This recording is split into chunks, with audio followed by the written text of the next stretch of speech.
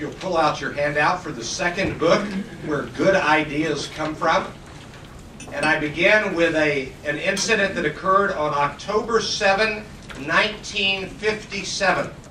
I was 6 years old at the time, and there was the arrival to the planet Earth of Sputnik. And everybody in the United States was scared to death that the Russians were going to beat us at everything. Well, there were two men, William Geyer and George Wyffenbach, who were at the Johns Hopkins University Applied Physics Laboratory in Laurel, Maryland. And Wyffenbach had a 20 megahertz receiver in his office. And he started tracking Sputnik. And he started listening, and he heard the broadcast from Sputnik, the sounds sent forth, and he was able to tell exactly where Sputnik was at every moment of its trip.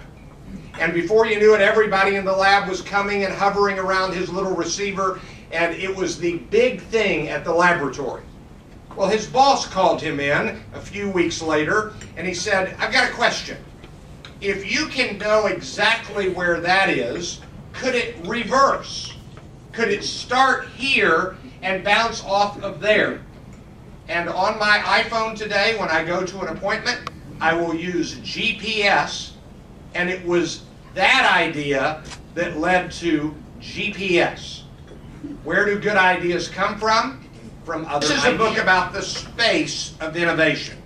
Now let me tell you that the book acknowledges that there are a handful of times in history, and he's got a great appendix with a history of all the big innovations. Short paragraphs that goes back centuries.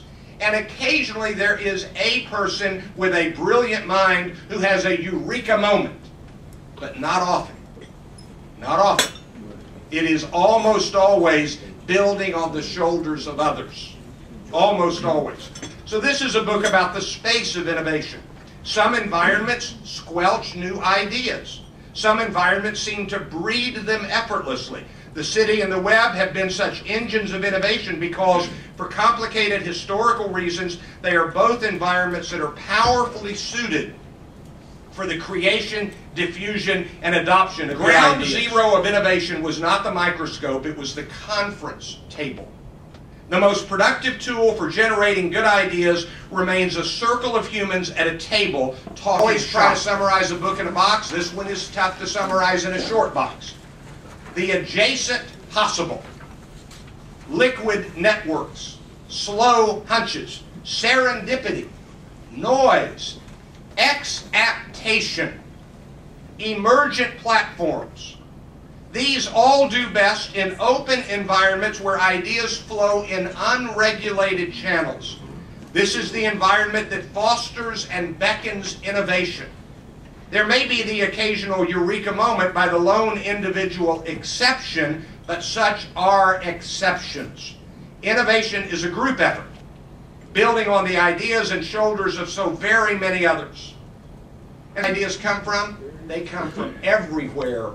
Share freely. Hope you found this useful. Thank you very much.